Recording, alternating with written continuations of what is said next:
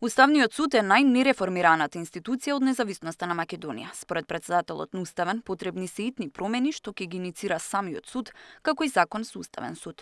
Но што би можело да донесе новиот закон? Според претседателот Костадиновски, неопходно е да се прецизира терминот истакнат правник и кој може да стане уставен судија, како и носење на двотретински закон. Се залагам за закон за Уставен суд, но не било каков закон.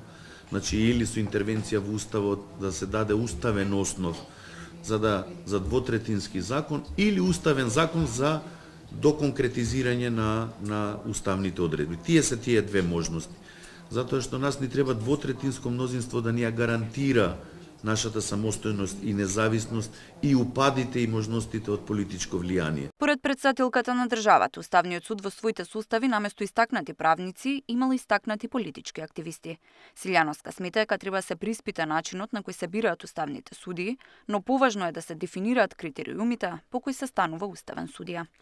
Ако побарате да набројам од 91 до денеска некои врвни уставни судии кои оставиле печат на уставната демократија, ќе набројам 5, може би и не толку. Не биле истакнати правници, туку биле истакнати политички или партиски активисти и за заслугата добиле место во Уставниот суд.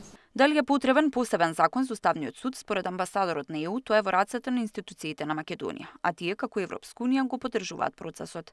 Исто мислење има и американската амбасадорка која посочи дека судиите треба да работат исклучиво во интерес на граѓаните. Ова е комплексно прашање и правно, институционално и политички. И тоа е одлука која што треба да се направи исклучиво од страна на суверените институции на Република Северна Македонија.